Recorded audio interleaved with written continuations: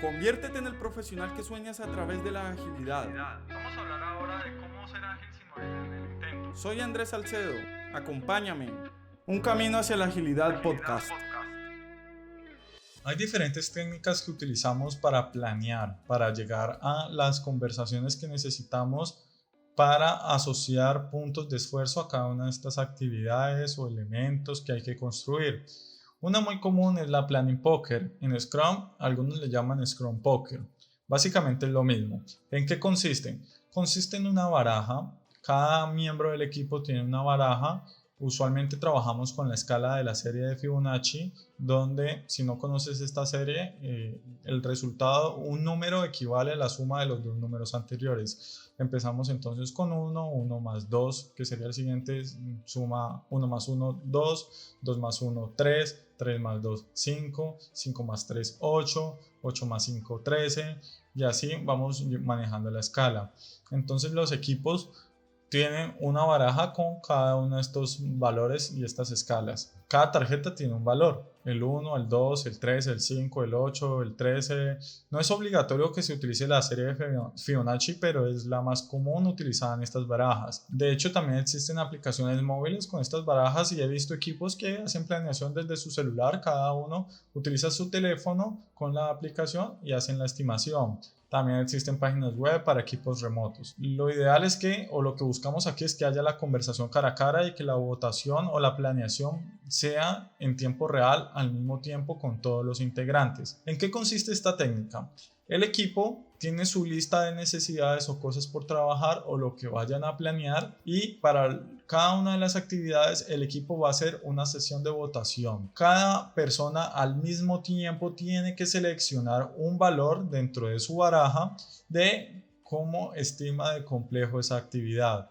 Entonces, si alguien le pone 8 y otra persona le pone 13, entonces aquí tenemos las diferencias que veíamos anteriormente y los dos extremos empiezan a conversar hasta buscar un acuerdo. Veamos esto con un ejemplo. Aquí tenemos una lista de frutas. Supongamos que por alguna razón necesitamos estimar la complejidad de comernos estas frutas que tenemos aquí. Todas tienen una característica, y es que todas están en la nevera y están sucias, hay que limpiarlas, hay que lavarlas. Entonces vamos a estimar y vamos a hacer planning poker para la complejidad de cada una de estas cosas. ¿Cómo empezamos?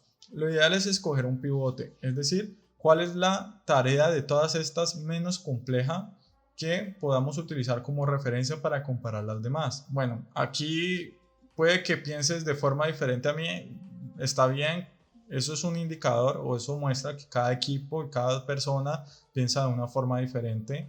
Entonces, una recomendación antes de entrar con este ejercicio: dos equipos no se pueden comparar por puntuaciones o por estimaciones. Si un equipo hace 10 puntos y el otro hace 20, no significa que el que hace 20 sea 2 veces más rápido que el grupo que hace 10. Quiere decir que es un lenguaje colectivo común y propio de ese equipo. Esos 10 inclusive pueden ser más complejos que los 20 que estiman en este otro grupo. Eso es ya parte de la personalidad y del ADN de cada equipo. Entonces no deberíamos comparar equipos, sino que el mismo equipo debería de compararse contra sus valores anteriores. Volviendo al ejercicio de Planning Poker, supongamos que la fruta más fácil de lavar y comer es la uva. Para mí es la más fácil porque simplemente abro la llave, le echo agua, la limpio y no tengo que quitarle nada. Si tiene un palito o raíz, se la quito y me la como. Esa es la tarea más pequeña que encuentro para mí dentro de esta lista.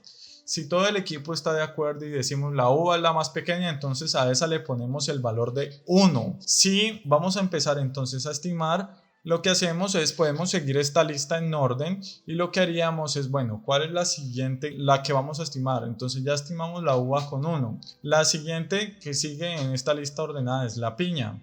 Si la piña es la fruta que vamos a estimar, cada persona selecciona entonces en este momento un valor, una carta de su baraja, y supongamos que yo escogí que la piña es equivalente a 13. Entonces selecciono la carta que dice el número 13.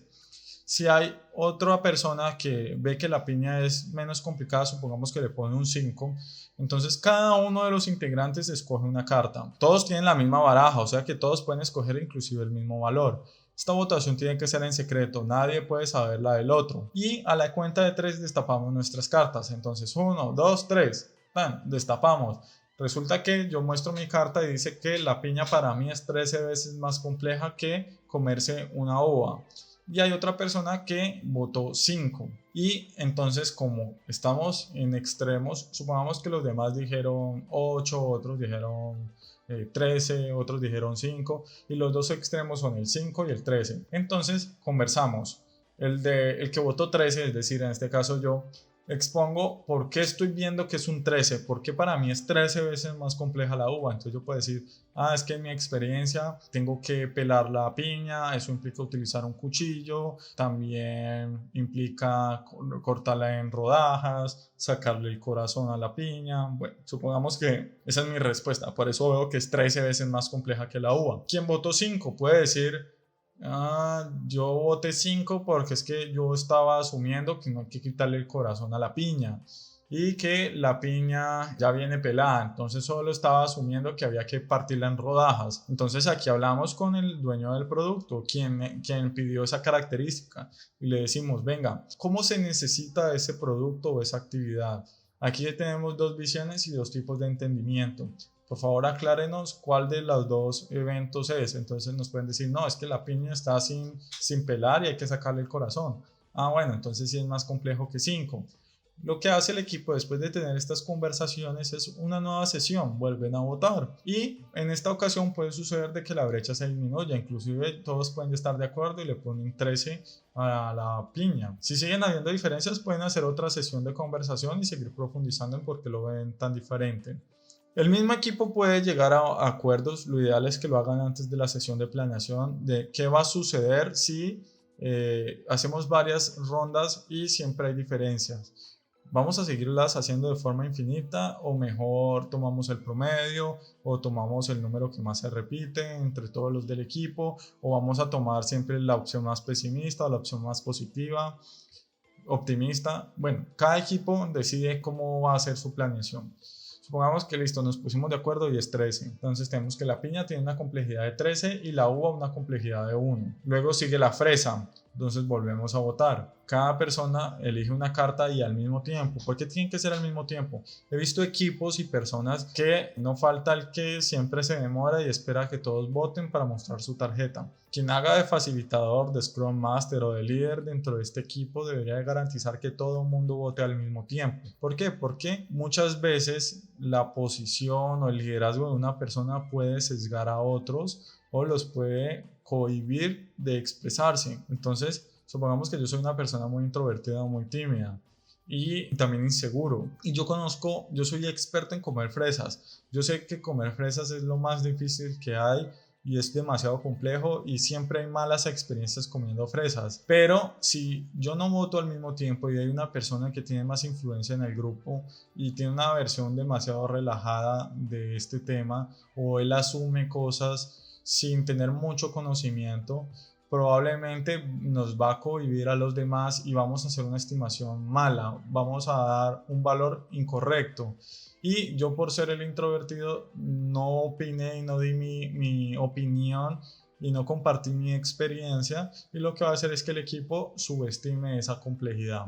De esto trata el Planning Poker. Realmente es una técnica muy sencilla, o el Scrum Poker es una técnica muy sencilla donde lo que prima y lo importante son las conversaciones. Votamos complejidad, una baraja con números, votamos con complejidad al mismo tiempo. Si hay diferencias, conversamos por qué consideramos que una es un puntaje y por qué otra persona considera diferente. Buscamos llegar a acuerdos y nos vamos con esa estimación y nos vamos esa semana a trabajar y el tiempo es el que nos dice si aceptamos en esas estimaciones o nos desfasamos para arriba o lo vimos muy optimista y no tuvimos en cuenta otras cosas que ya sabemos que más adelante cuando trabajemos algo similar o idéntico vamos a tener en cuenta esos nuevos aspectos y esos desfases. Esto es lo que hace que la brecha disminuya con el tiempo. Cada vez vamos siendo más precisos en nuestra estimación. Hay otra técnica si no quieres trabajar con Planning Poker, es el Team Estimation. Básicamente el Team Estimation es lo mismo que en el Planning Poker, donde buscamos que hayan conversaciones, que hayan votaciones de estimación relativa, y lo que hacemos es tener un tablero con una escala. Nuevamente aquí tenemos la escala de Fibonacci y cada columna tiene un valor. Puedes notar aquí en esta escala, que también ocurre en las barajas de Planning Poker, usualmente hasta el número 13 se respeta la escala de Fibonacci, y de ahí en adelante ya se utilizan números cerrados, redondeados en decenas, y llega hasta 100. No es usual que suba más de allí.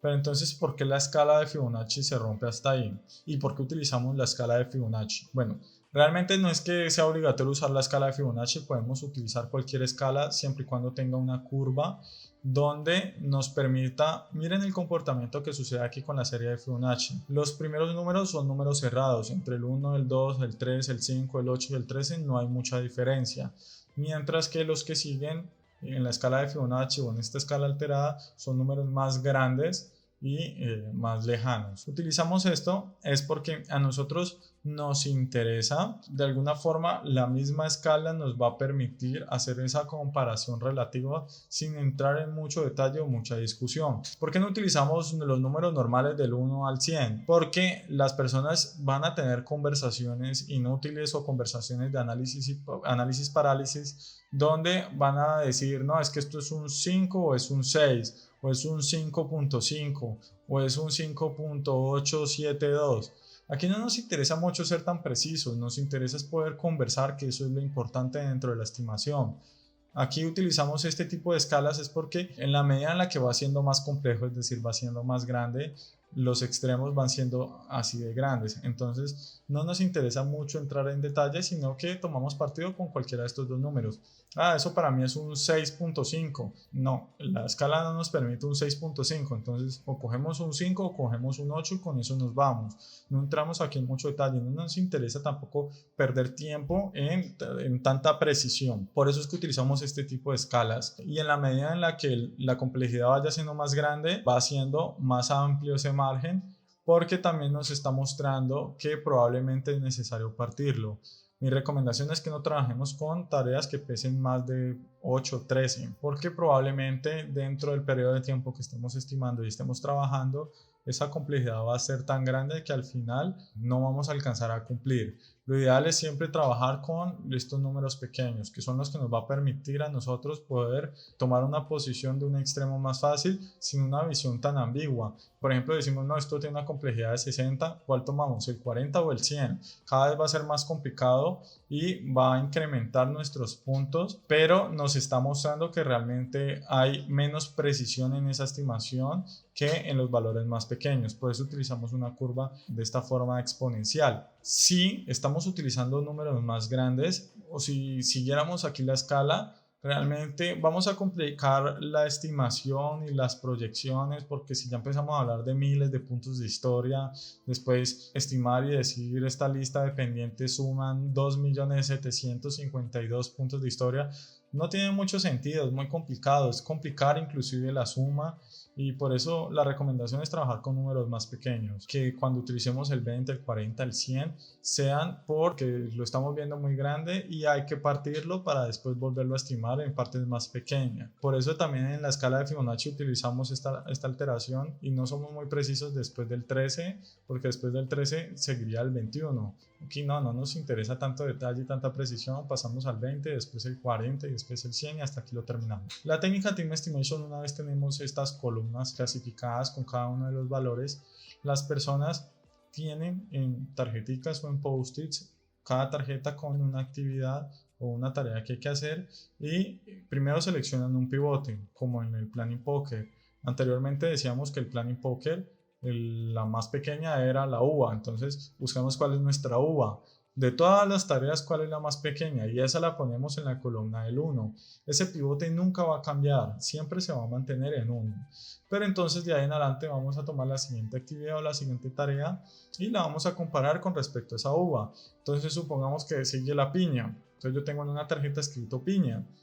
pongo esa tarjeta donde yo considero que aplica. Entonces yo la pongo en la posición número 13. Quiere decir que es 13 veces más complejo que la uva. Esta estimación o esta técnica llamada Team Estimation se debe hacer, o en mi propuesta, en una fila india donde las personas votan en silencio. Nadie dice ni una sola palabra mientras estamos votando. Entonces salgo yo adelante, supongamos que soy el primero en la fila, ya clasificamos el pivote, me tocó la siguiente tarjeta y es la piña. En silencio la ubico en la posición número 13 y paso al final de la fila. Si las personas no están de acuerdo con mi votación, tienen que guardar silencio y no pueden decir nada. El siguiente en la fila lo que va a hacer es, tiene la posibilidad de cambiar la votación de algún compañero de posición o tomar una tarjeta nueva. Nunca van a poder cambiar o nunca deben cambiar el pivote, porque ese es el que nos va a servir para comparar complejidad. Supongamos que la siguiente persona decide no modificar la estimación mía de la piña, sino que decide trabajar con la fresa. Entonces ubica la fresa y lo coloca en la posición número 3. Y pasa al finalizar la fila. El siguiente en la fila decide modificar una fruta, en este caso, que es lo que estamos estimando. Digamos que considera que la fresa no es 3, sino un 2. Entonces la mueve a la posición número 2. Y así empezamos a hacer las votaciones, todo en silencio. Cuando observemos que una tarjeta se mueve de una columna a otra todo el tiempo, quiere decir que hay una necesidad de parar y hay que conversar. ¿Por qué estamos viendo que esta tarea se está moviendo en 2 columnas? ¿Qué está sucediendo? Es necesario que tengamos una conversación y lleguemos a un acuerdo. Y aquí volvemos a hacer lo mismo. Conversan y vuelven a hacer la ronda o deciden un punto medio o escoger alguno de esos 2 valores. Bueno, el mismo equipo toma la decisión. Esta es la técnica de Team Estimation. Existen muchas otras. Mi propuesta es que escojas o elijas una de estas que hemos visto hasta ahora y trabaja siempre con esto, porque es la repetición y la experiencia del equipo lo que les va a ayudar a ser cada vez más precisos. Pero si constantemente estamos cambiando las escalas, las métricas, los pivotes, las técnicas, vamos a hacer que realmente no tengamos una historia que nos permita de forma empírica poder hacer proyecciones y conocer la capacidad del equipo. Gracias por llegar hasta aquí. Espero que este contenido haya sido de valor para ti. Te invito a que me sigas en mis redes sociales y en andresalcedo.com, donde constantemente estoy compartiendo contenido sobre desarrollo profesional con agilidad. Hasta la próxima. En el próximo episodio te enseñaré cómo utilizar las técnicas de estimación relativa.